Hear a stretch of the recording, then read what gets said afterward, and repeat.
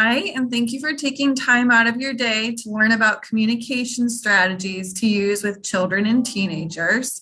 My name is Megan Halpin. I'm a school-based clinician with Syntero, and my supervisor Chantel is also joining us today. Ms. Jordan is Syntero's school-based coordinator for the Hilliard District. To begin with, let's talk about some of the challenges to communication. It's helpful to acknowledge that there are some communication barriers between adults or teenagers, and it allows us to practice self-communication because the challenges we're experiencing are likely somewhat typical and not necessarily due to anyone having a particular weakness. There are real barriers that exist between different ages when they're trying to communicate. So to begin with, kids live in the present moment, and that can be great examples for us because of our tendency to live in the past or worry about the future. But the reason why kids are in the present moment is because their prefrontal cortex, the part of the brain that's linked to planning and scheduling, is still under construction until we're about 25. So for adults, a child's behavior from like 2 weeks ago is still relevant, but a teen might have moved on. It's not the present moment anymore. Likewise, as we bring up the future to motivate them by saying things like, how are you going to get into college with grades like that? It doesn't resonate. It feels too far ahead for them. So next, teens are also ruled by emotions. In the teen years, we're governed by emotional structures in our brain, like the limbic system. The CEO of the limbic system is the amygdala. So if you have like a hand model of your brain and your thumb would be inside of your hand, the amygdala would be about where your thumbnail is. And that structure of the brain is used to interpret danger. And without a developed rational prefrontal cortex to keep the amygdala in check, our emotions will run really high. So third, another communication barrier is that teens are very good observers and can often struggle with interpreting what they see.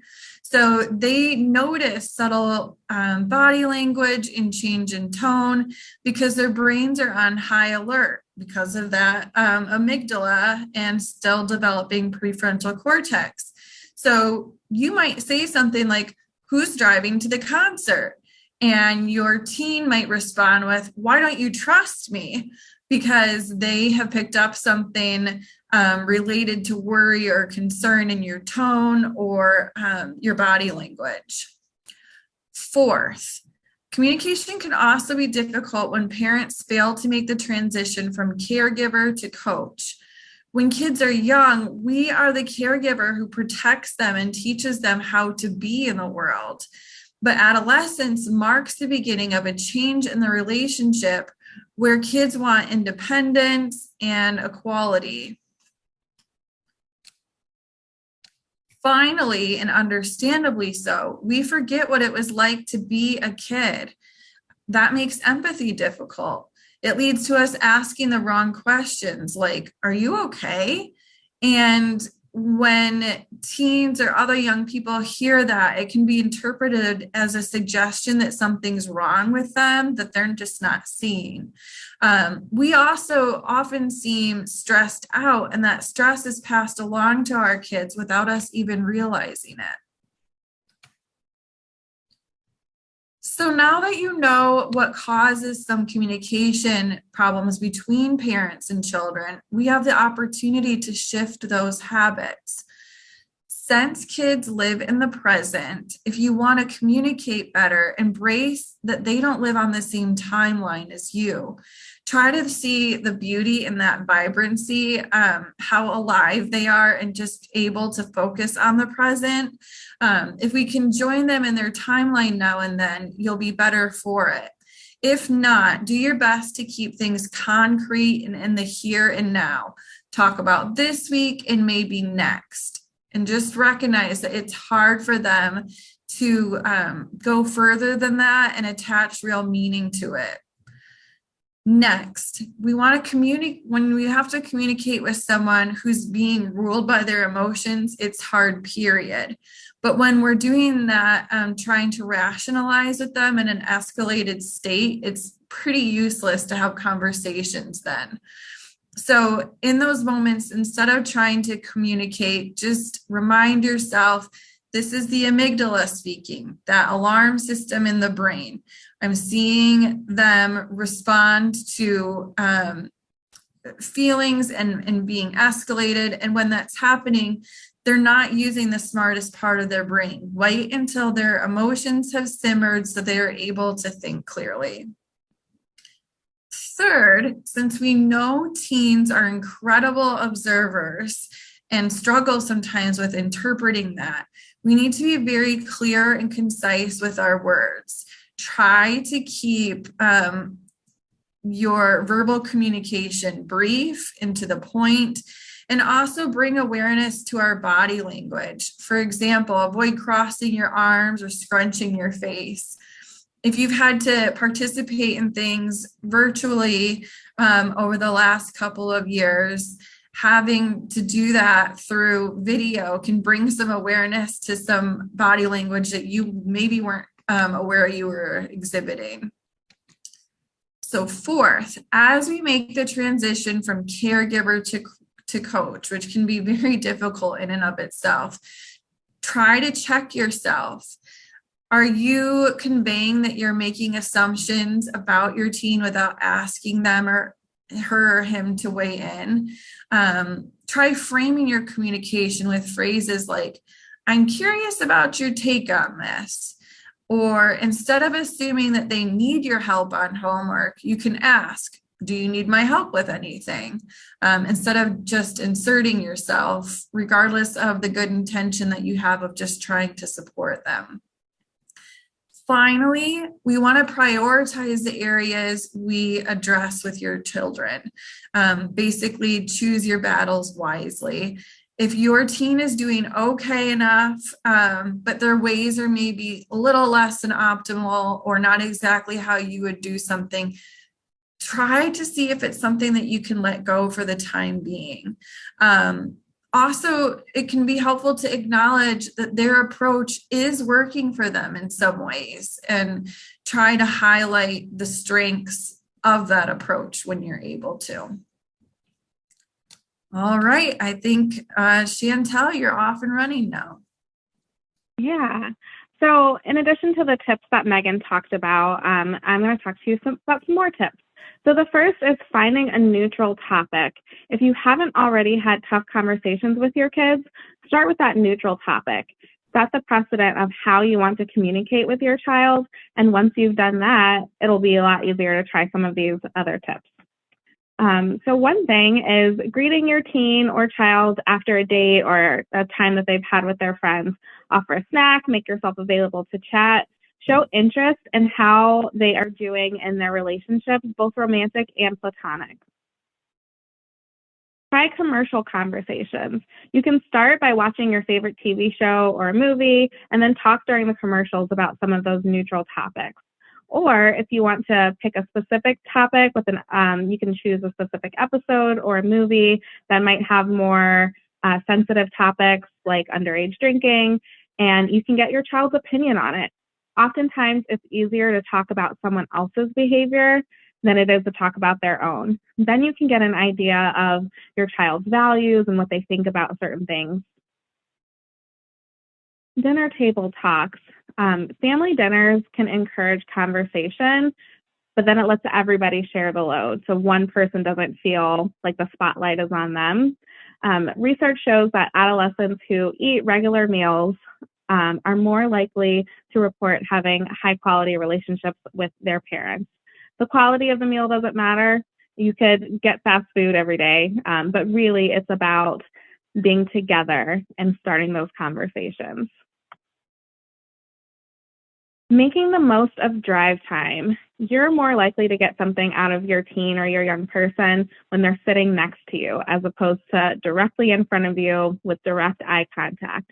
It's going to feel less awkward for them, and it's going to feel less like an interrogation. Even if you don't mean it to be, if it's just a typical conversation, directly staring them in the face will make them feel like they're being interrogated. And so the key here is that side-by-side interaction. So even if you don't have anywhere to go, find an activity that you can do together. Maybe you're cooking in the kitchen, you're doing a puzzle together. Just anything that's going to put you right next to them instead of in front of them is going to make them more comfortable. And finally, the cover of darkness. For some reason, a lot of kids find it easier to talk at night. So you can make check-ins about their day part of their daily routine. So think about right before going to bed, asking them, how did your day go? Setting up a specific amount of time that you can check in on them right before they go to sleep. You can also follow these tips to show that you're listening to your teen.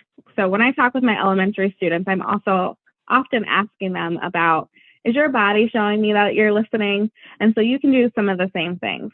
So we want to make sure that we're looking at the person, making sure that our brain is focused on the conversation.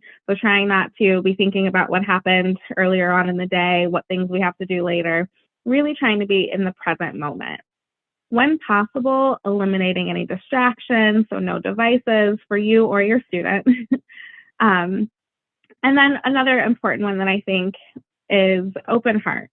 So we really want to make sure that we're listening to understand and not to respond. As their parent, I understand that is completely difficult, especially sometimes given the topics, but we want to do our best to hear where a child is coming from. And then finally, don't be afraid of silence. Some people need a little bit of extra time to process and think before they respond. So a little silence is okay. Now, some quick do's and don'ts of healthy conversations.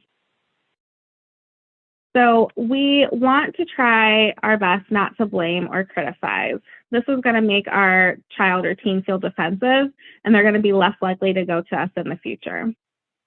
Again, we're here to understand, so trying not to respond to every single comment.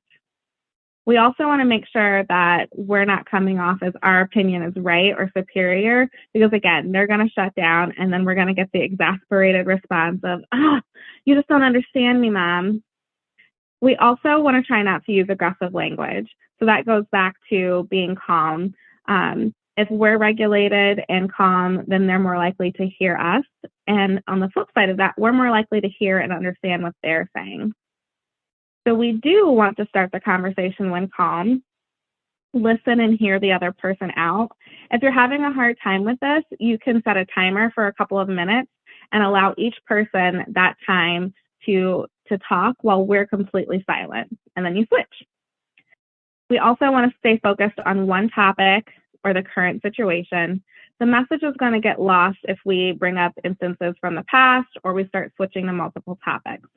And finally, validate. So when your teens are sharing something that you agree with, that, tell them like, hey, I agree. That's really hard. Even if you don't agree with their reaction, you can still validate how hard it is for them. So saying something like, I can see that this is really bothering you.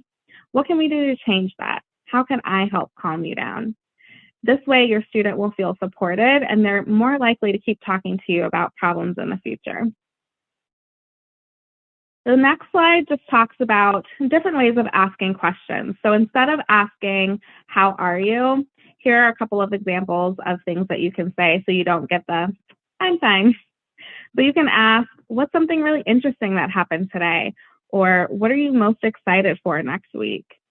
Another good one that I like is, if you could do any part of today over again, what would it be? Finally, some references, and thank you.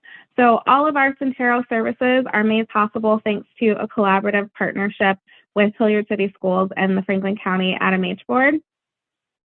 And here's some information about our offices.